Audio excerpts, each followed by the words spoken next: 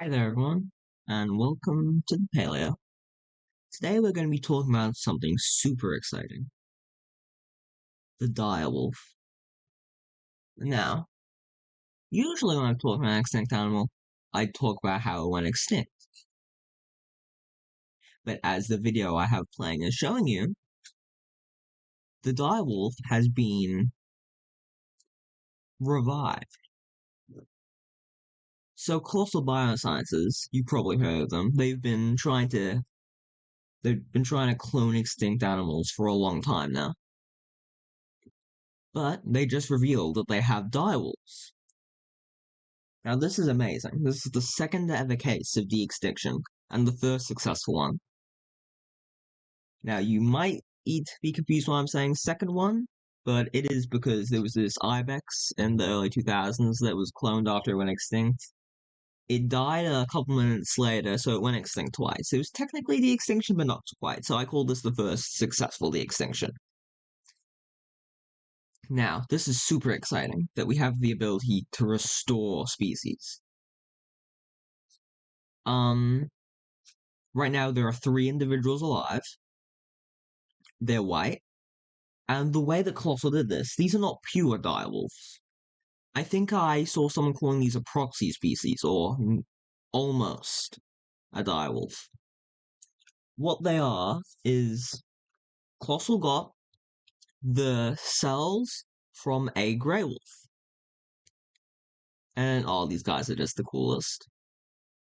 And then, using their gene editing technology, they edited it. I believe they did 20 edits to make them and made genes in the grey wolf cell identical to direwolves.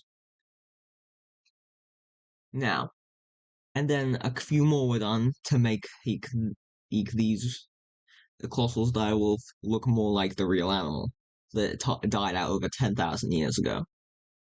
So these aren't exactly direwolves, but they're the closest thing to de-extinction at the moment. Colossal's goal isn't to make complete copies of extinct species. Their goal is to make basically a new version of it. Why are they wearing sunglasses? Their goal is to oh yeah, that's the first female. Their goal is to engineer a creature basically so similar to it they can cover the same niche, and then modify it slightly to help it survive in the modern world. So that is their definition of de-extinction. And I think it's fine, because these guys have genes very, very, very similar, if not the same, to direwolves. I just think it's amazing that Colossal has been able to do this, and I thought I'd cover it, because the paleo, ancient and extinct. So I thought I'd cover it. I find it super interesting and exciting that we can now do this.